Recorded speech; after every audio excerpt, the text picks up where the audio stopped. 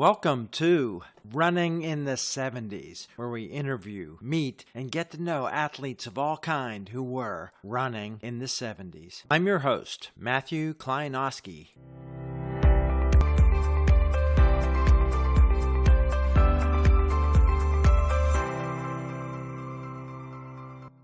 Today on the podcast, where are we? Where are you sitting? I am sitting in Dublin, Ohio, which is just a little bit northwest of Columbus. And I've been here since 1987. Originally from Northeast Ohio, I grew up in a place called Willowick. It's 15 miles east of Cleveland, right on the lake.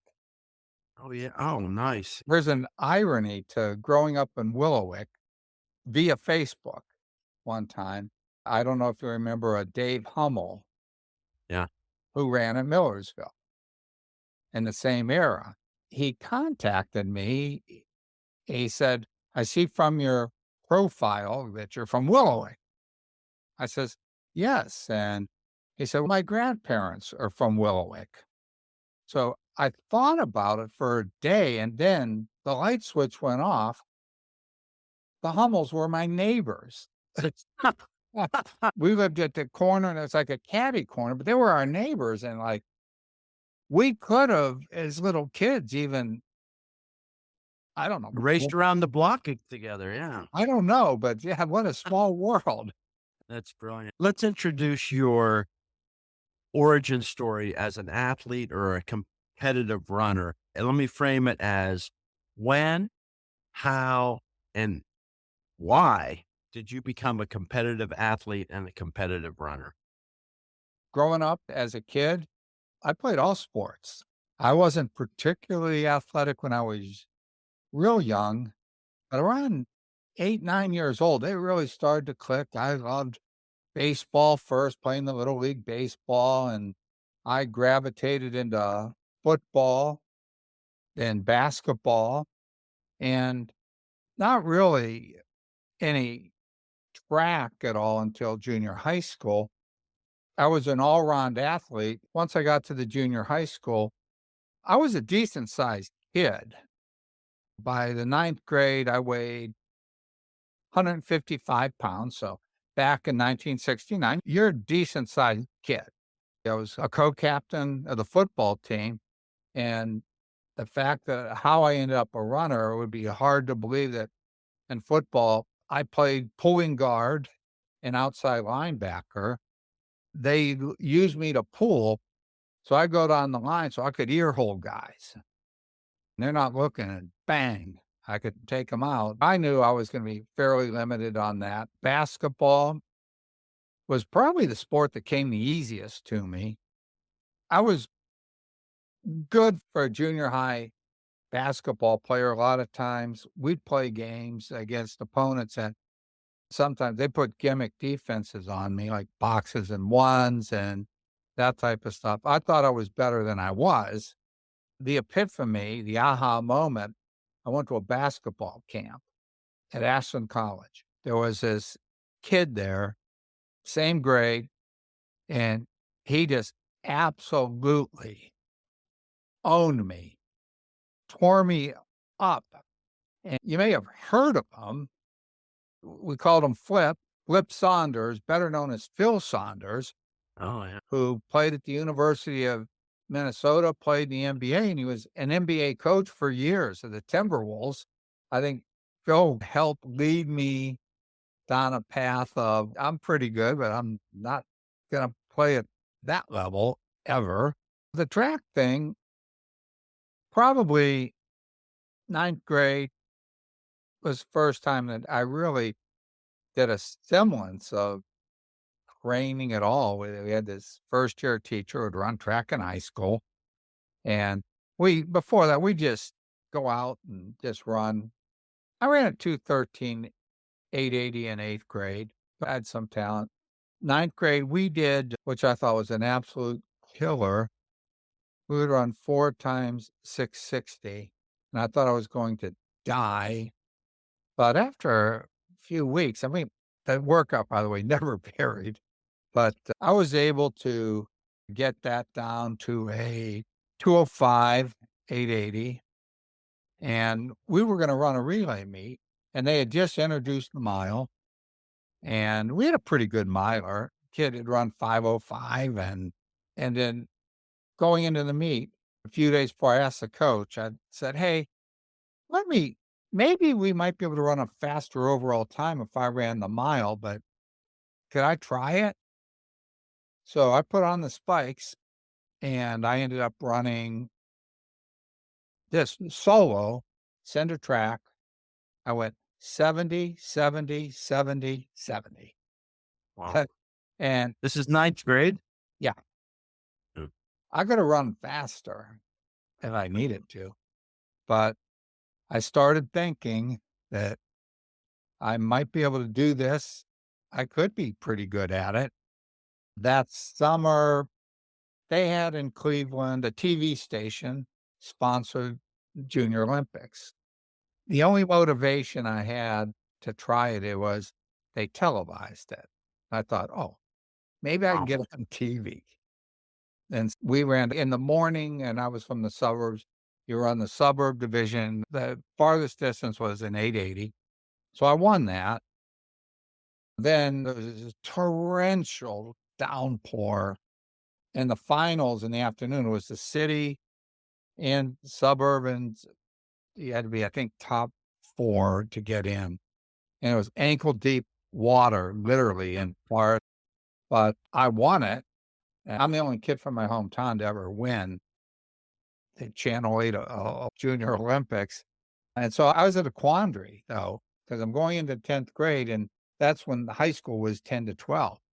And when I had finished junior high school, the football coach had told me, he said, "Look, there's a future for you up there. Right now, you have a starting spot." And he's talking JV. "It's your job to keep it."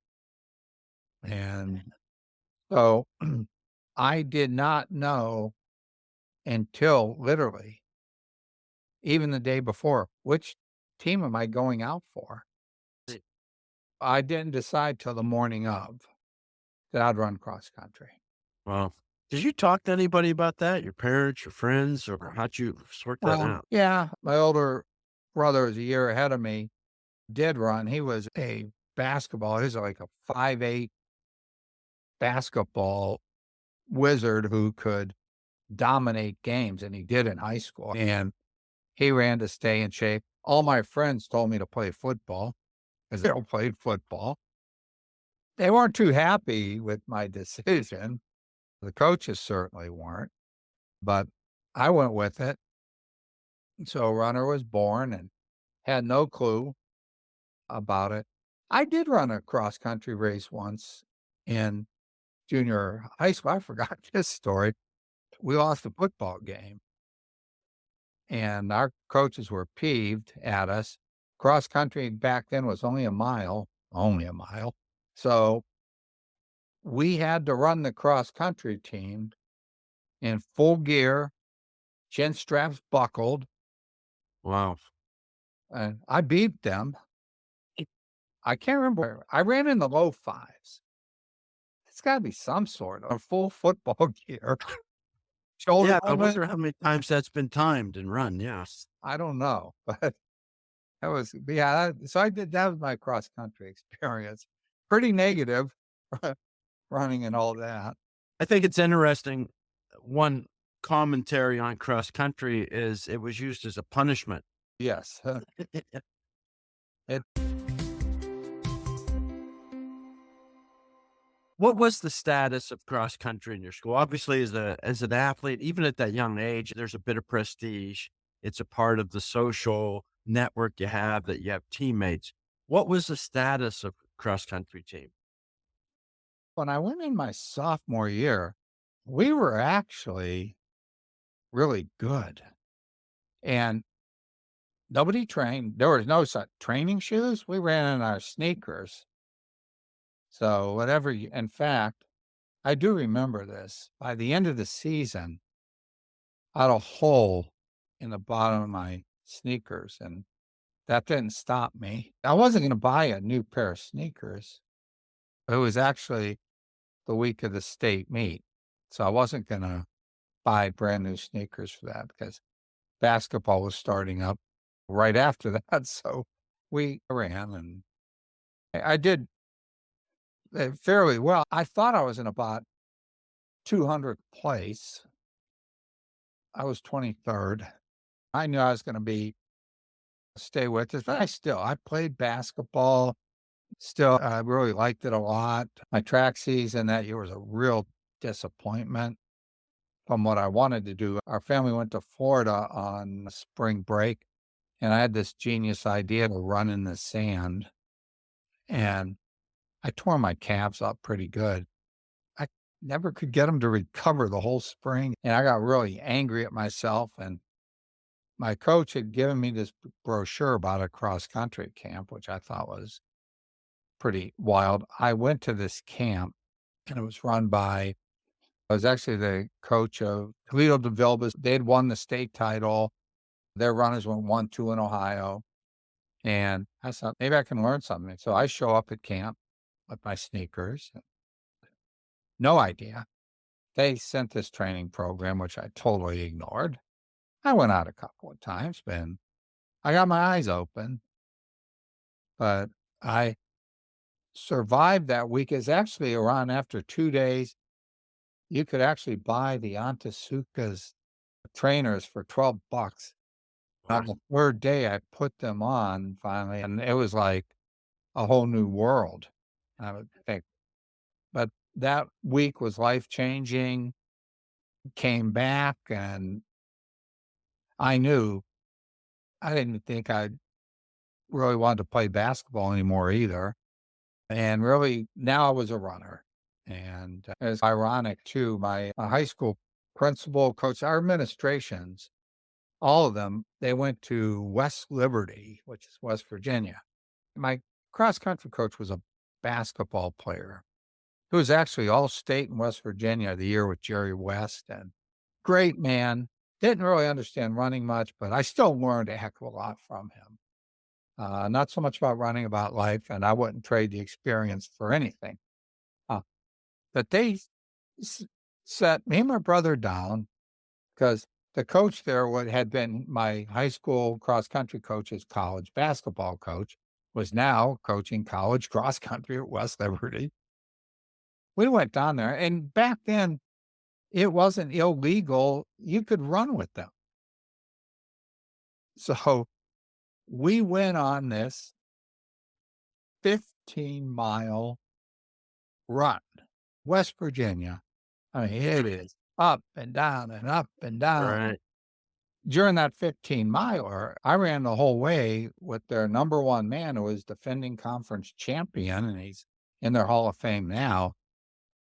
I remember their coach after that telling me, "You can be anything you want in this sport. You just have to keep doing what you're doing." And I was just, from that point on, driven. Yeah. Junior year, Ohio was only 2 miles. I wish it were further. It was a track on grass. I was 9th, and had the race even been 100 yards further, I'd have probably been 3rd because I was just closing hard. But I still played basketball that winter. I don't know why. I was totally checked out as a waste of time. It just was. And I would run when I could, but that spring of junior year is, man, it's when it all clicked. And Right. it's the defining moment, I think, that year. The meet, it's called the Bel Air Relays. In Bel Air, there's 2 big meets before the state meet, Mansfield and Bel Air. Some say it's bigger than the state meet because you bring kids in multi-states, and the 2-mile was absolutely stacked. I was nervous, scared, what have you. That race went out, it was just hopping, and I'm just hanging on for dear life. And there's a pack of 6 or 7. These are good guys. There were, I think, 4 of us in that race went on to be college All-Americans and all Division I, Oh, 2. yeah. It was a stacked race. Last lap, I just went for broke, and I moved where I would normally move, and I took the lead, and I'm going hard. One error. I was used to running the start and finish used to be in the middle of the track, if you remember that. Right. Yeah. This was an international start. I went 50 yards early, and I got caught in the last 20 yards and just nipped by a guy. His name was Bob Benson. He went on to that year, first guy to break 9 minutes in Ohio, later ran at Tennessee. Just missed. I knew I was right then, I was like, I wanted the rematch. I was like, Yeah. mad at myself. And but again, and here's where the story changes. Here I am on top of the world, end of April, thinking I could run faster than this. And I'm now thinking winning state is a real possibility. And the next day I had a scratchy throat. Monday I went into school. I fell asleep in my class. Anyway, Wow. this is 1972. They're waking me up, and I went home. As it turned out, I had mononucleosis. Right. I was absolutely trashed. 2 weeks later, I tried to run, which was the stupidest thing I ever did. I ran 10:05. Oh, my. And somehow I got in the regions and ran 10:05 again, shut it down, started training eventually, feeling good. And then I got hit on a relapse, and it was severe. My throat swelled up. They put tube down it for breathing. It was bad. And Wow. so basically the whole summer was on my back, and I didn't run that fall. I started to slowly come back in, and I saw myself as a state contender, and I'm not going to race unless there's anything less. I won't do it. I was still having residual effects, and occasionally my glands would swell. So it took months. Finally, in the winter, I started to start jogging again. And in the interim, I had been getting recruiting letters from everywhere east of the Rockies. I had plans. And once I'm out, the interest really cooled. And I bet. I don't blame them. Heck, there were a lot of good guys, and there were schools taking interest, and that's where the Edinboro comes in. Doug Watts never really gave up on me and brought me in the fall. First time I ever looked at me, he just said, "Did you race at that weight or did you gain some weight?" Doug Watts was no no filter. I had mine. I was in horrible shape. But that winter, I was up to maybe 5 miles a day, and I went to an indoor meet. They allowed me in this invitational at Ohio State, and they only let the top kids in the state in it. It was a mile, and on nothing, I ran 4:27 mid and just missed, beating what would be the Class AA, now they call it Division II state champion. And then, oh, my phone starts ringing again fast, and I'm thinking, I'm back on track, good things. And within a couple weeks, my Achilles tendon went, and it shut me down for weeks, and I was basically toast senior year. In the end, something told me, "Go to Edinboro." And probably, I'm sure Doug Watts talked a lot about Dave Antignoli, and I thought, "Hey, if they got Dave Antignoli to the Olympic trials, they're doing something there. And he was a great recruiter. So that's how I ended up at Edinboro. And it took me a little while to adjust. The first few weeks my freshman year weren't pretty. Let me ask you about that in your psyche then. At some Getting point, you thought, yeah, the sky's the limit here. Yeah. Then you had that health issues, the physical injuries, and just probably before you ever gave up, you had these opportunities to do something. The performance was there. Everything came back. When you went to Edinboro, was that a compromise? Yeah, I'm interested in the idea of sky's the limit. You were performing at a level where you probably could have gone anywhere, done anything, and then the injuries and the health issues. And Coach Watt's still there, and he sees something in you, undeterred by the physical stuff that happened. Did you guys talk about what would happen at Edinboro, what the potential was? Now, other than through this all, I never quit. I always believed in myself.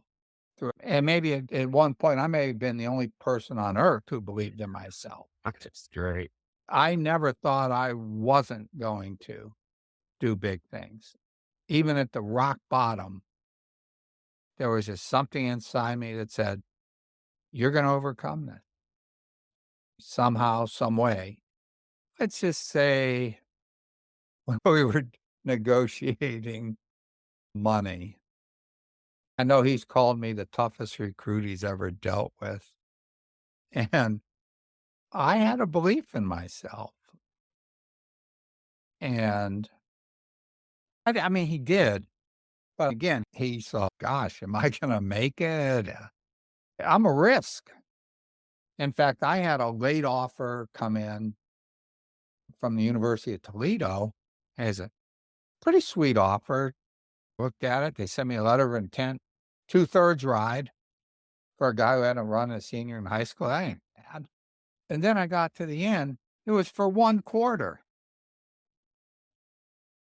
He called me. He said, "You coming to visit?" And I says, "Hey, what's this about? Why is this for only 1/4?" And he says to me, "We want to see if you can adjust to school." And he's told me a line of BS. And I just said to the guy, I said, "Coach, I had a 4.0 my senior year." And that was the end of the conversation. But I get it. Well, I'm a risk. This summer at my freshman orientation, I went in and stopped actually with my mom while we were there. And he basically said, "Look, I really am taking a big chance on you, but you're going to have to hit some times for you to keep what you're getting."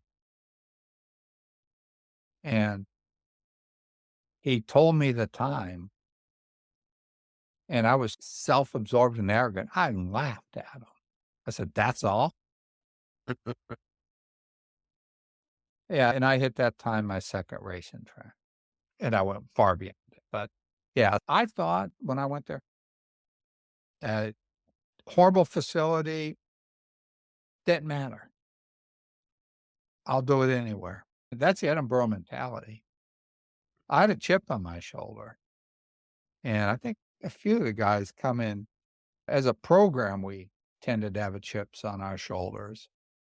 We had less. We'd go to big meets, but we'd go in the death trap vans, 4-door room. It was just $5 a day per diem. So we weren't living in high society here, but that was our motivation. What did you have for equipment by the time you finished high school? You started running in sneakers. What had happened in high school and how'd that change when you got to Edinboro? I obviously knew to wear training shoes, wore Adidas intervals to race in, track cross country. It probably wasn't the best track spike, but I ran all right in it. Edinboro, we got some equipment. We got obviously shoes and not much apparel. We were not known for our apparel. Yeah, the nickname of Rags Oh, came the from rag. kind of a Oh, yeah. We wore that with a badge of honor. Mismatched sweats, that became as the better we got, the more we just wanted it. But we got some stuff. I know one year there was this shoe company called Point 4, and yeah, nobody's heard of them. And somehow, yeah, we'll try those out.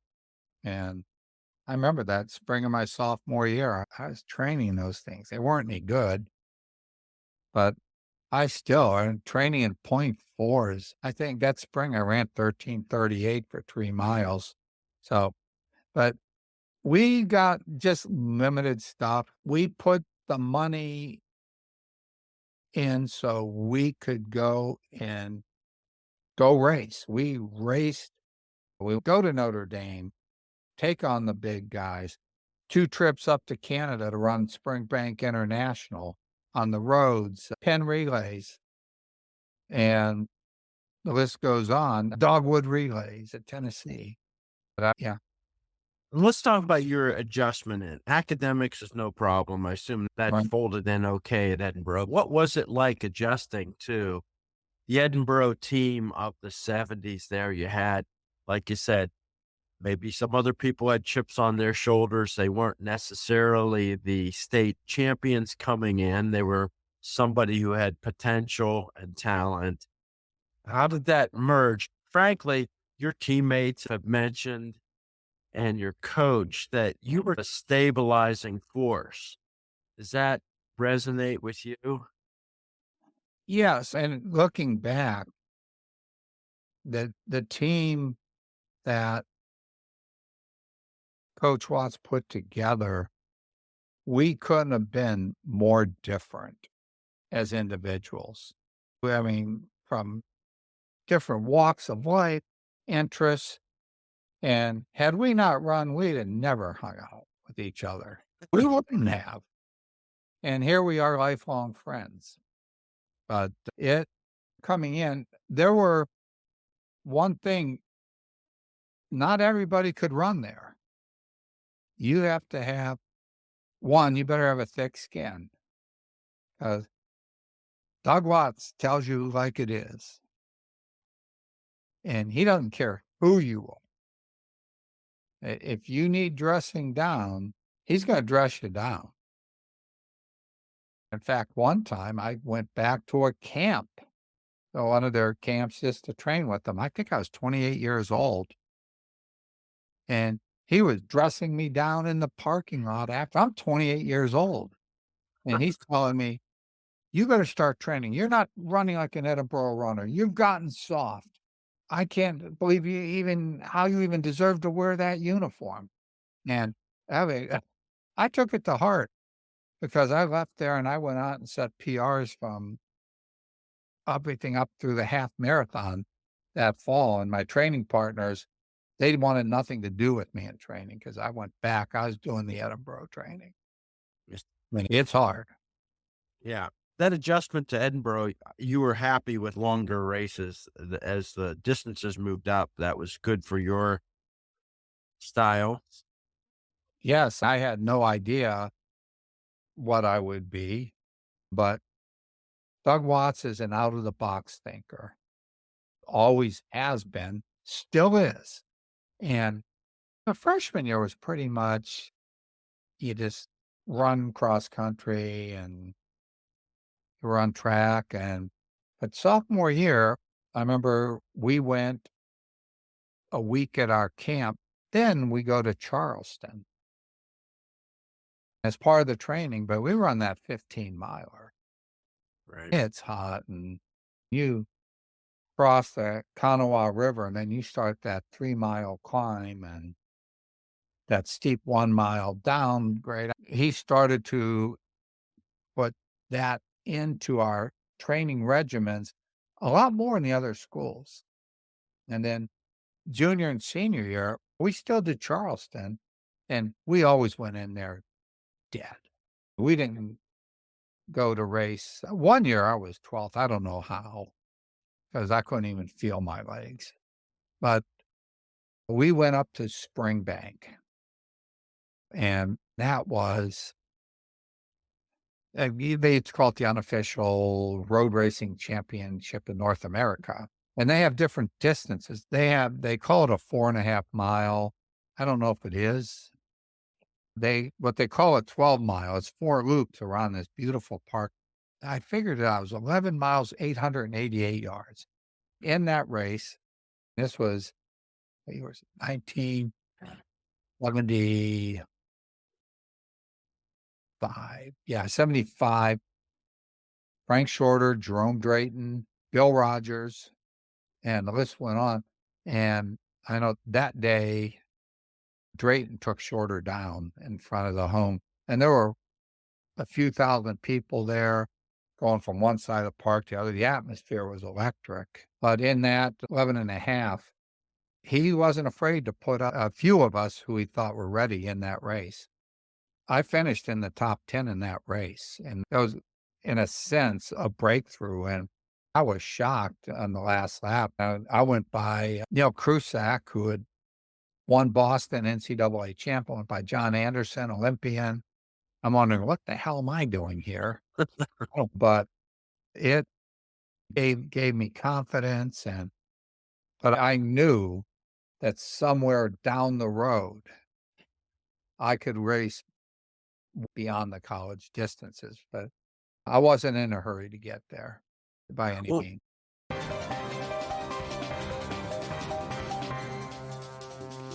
you landed in Edinburgh in your freshman year. I think you were college all-state all 4 years. Where were Yes. you on the team?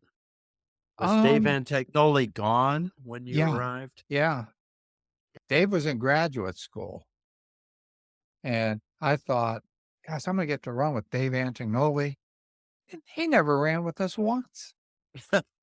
And I learned from Dave perspective that there are more important things in life. And Dave was dialed in on his graduate work, and we'd see him around, and great guy. Again, my first month was such a struggle. In the first month, with the hard training, my glands swelled up just like the motto. So I had to sit down. My Achilles went up like a balloon. I'm thinking, am I gonna make it? I think the first few races I was 7th guy, barely.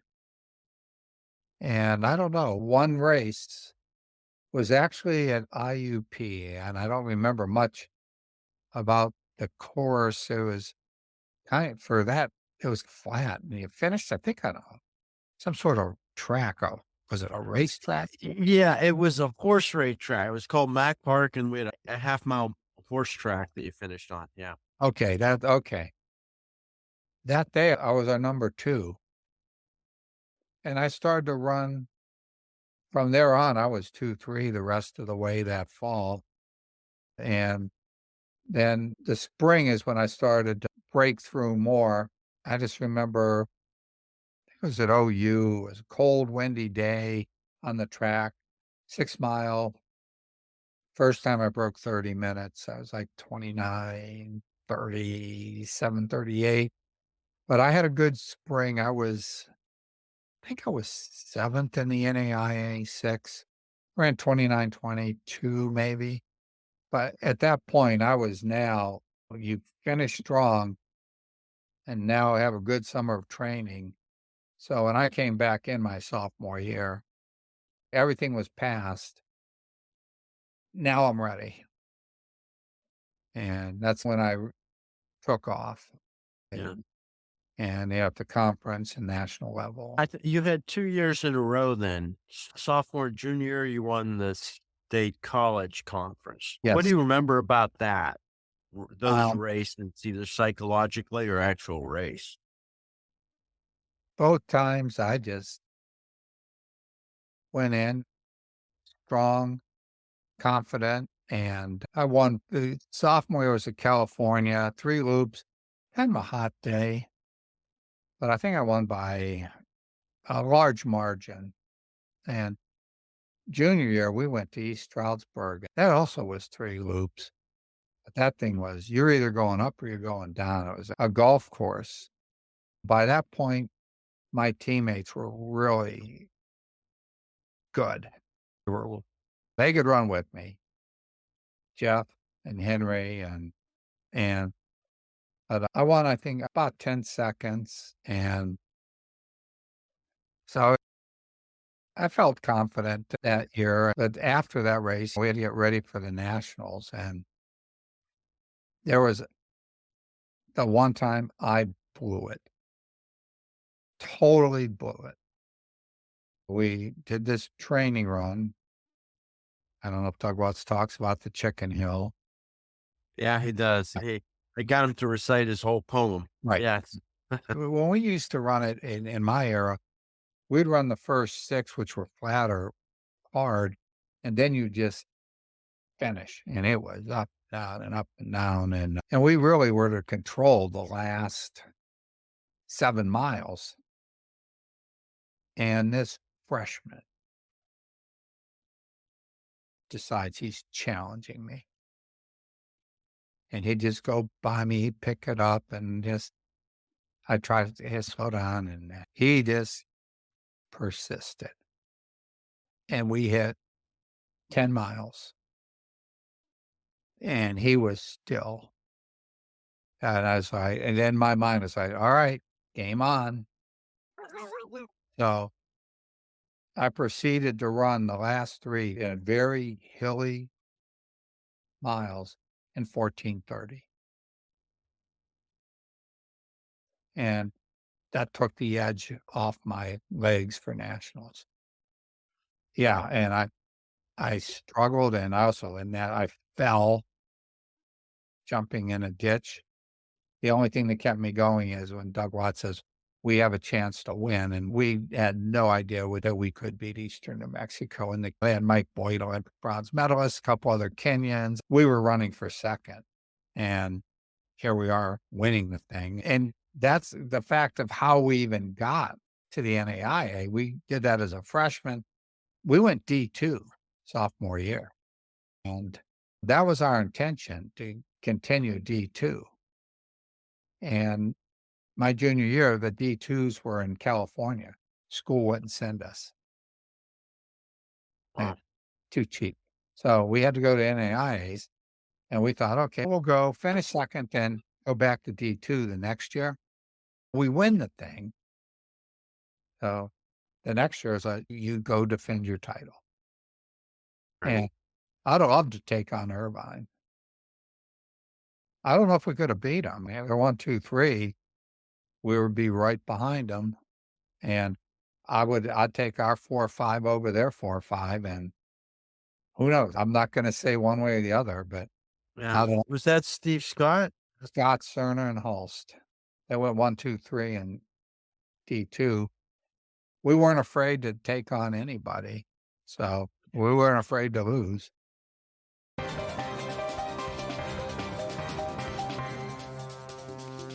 How variable were the finishing order?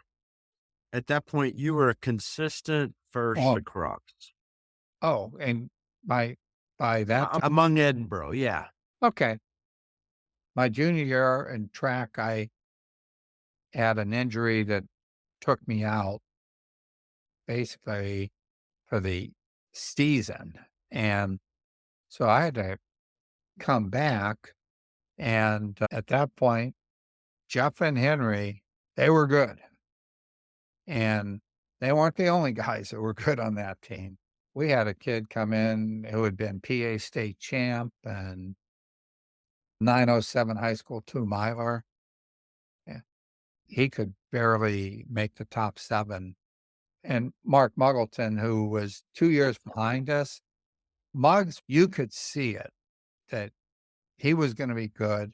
I saw it. I saw that he was going to be better than us all, but he wasn't there yet, and he didn't have that background yet. We had Dalvin Baylor, who was an All-American. Dennis Packard, when he ran, was just glides. He was smooth, outstanding runner. We were just loaded. And how good were we? Our first race of the year was some duel with Slippery Rock. And after Charleston, my legs were dead. I was our number 6 first race. In that year, early on, I'd say Jeff and Henry were running 1, 2. I was generally 3. We went up to Canada, to Springbank, and I loved the big stage. The bigger the stage for me, I was our number 1 up in Canada. I was 11 and a half, but it gave me confidence. But we went back, and here I am running about 3, and probably a blessing. I got sick, set me back a little, but then the last month, it started to come. And state conference meet, I was our number 1. It was at IUP on the golf course, hilly. The snow was horizontal. It was just a blizzard. And I lost my title that day to Pete Heaston. Pete's an outstanding runner in his own right. He won 2 national titles in the steeple. No excuse. I ran a good race that day. He ran a little better. But after that, then the build up to nationals, there was I could feel it, another level in training. It was those 2, it was easy. And there was snow on the ground. We were having to do things on the road, and I could just feel it. And the week before nationals, it was a Saturday morning. We were going to do a 6-mile threshold run, and we had a blizzard the night before. Blizzard. Like, how are we going to do this? Doug Watts goes out somewhere, finds plowed road that's part of a lane is plowed. So he drives us 3 or 4 miles out of town. We line up on this road. It's 22 degrees. We're in full sweats. Set, go. And so we just take off, go 3 miles. We see him, turn around, come back, 3 miles. And it was a threshold. And I was 22 degrees, full sweats. I ran 29:30 controlled. So I knew, like, man, I'm ready. And I went into nationals. I had no thought of winning the thing. I really didn't. My only thing I wanted to do was just run the best race I could run. And I would be happy with that, quite honestly. We had 3 guys on our team capable of winning nationals. Yeah. I mean, literally. Jeff certainly was. And Henry, he a pacemaker in heart, and you've heard the stories, and times we wanted to kill him. His heart would be back at 120, and we're still sucking at 170, and we'd be on the line again. But the gun goes off, and it was a tough, hilly course. It's running and controlling the uphill mile, and second mile, I'm just working on the downs, passing a few people, just feeling good. Third mile, it's hilly again, but you come back through the start, and I look, and all of a sudden, there's the lead. I'm right there. I'm like, oh, let's just see how this goes. And I think I heard Doug Watts yell at me, "What are you doing?" But I felt good, and we went back up the hill, and me and this Kenyan, we separated. And then it was at that point, it was the first time I thought, holy cow, I have a shot to win this thing. And so we just separated, and right past the 4-mile mark were some uphills. I got away, and I'm running, and I'm thinking in disbelief, how is he not with me? And I'm going, there's about less than a quarter mile to go. I see Doug Watts. He just said, he's coming hard. And Oh, yeah. I kept going, and I got up on my toes, and I'm going. I have never been passed like that in my life. The speed. He's a 330, mid 330 low, 1500 guy. Was that his name? Kabiro. Cabiro. Oh, okay. Yeah. And I asked, tried to talk to him after the race. He didn't speak any English, none. And I did ask his coach, what can he run a 400 in? He said, about 47. Yeah, that explains it. But, and Jeff, I think Henry was 5, Jeff was 6 that day. To me, that race, though, was redemption for the state title I never got a shot at in high school. And maybe that was just letting, that out. And it was much more satisfying, the team, but I didn't win.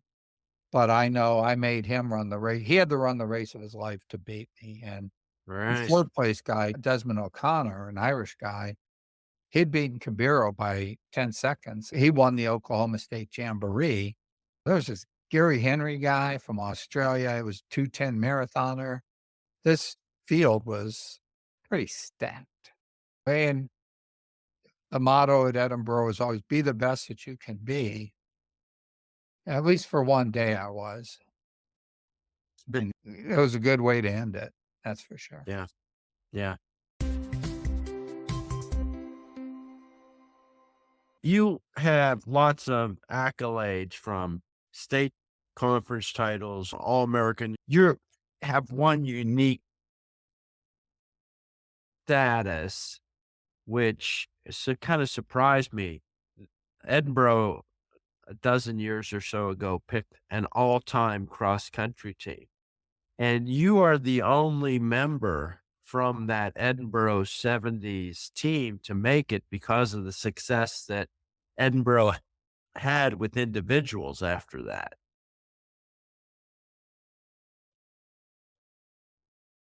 I think those guys, hey, they're every bit as good as I was, I believe. Yeah, there wasn't much separating you. Another interesting thing, talked early on about that you were driven, and you mentioned that you like the big stage. I know Yes. other people when we've talked and your teammates say you were the guy who showed up on those days and got the best out of yourself. What was that psychology? Why was the big stage and the big thing the same way that you competed in practice on Chicken Hill with a freshman? You put everything into it, but the big stage was something where you managed to excel. Do you have Um, any insight into that? it's all mental preparation. There's a term PMI, positive mental imagery. Great. You've run that race 100 times, although you've never run that race yet. You envision yourself in that race. When I went to Edinburgh, starting my freshman year, I envisioned myself one day running stride for stride with Mike Boyd in cross country, battling for a national title over and over again. And it wasn't Mike Boyd, but a teammate, and it was a Kenyan. Funny how that turns out. Yeah. Whether it's that or even post collegiate wise, I was notorious. I could get beat in a local race and then a week later, it was 1980 post-Olympic trials, and there's this a 10K in Cleveland. I just showed up, no motivation. I wanted to run faster, and I just faded and just jogged it in. I ran 31 flat and got it handed to me by several guys.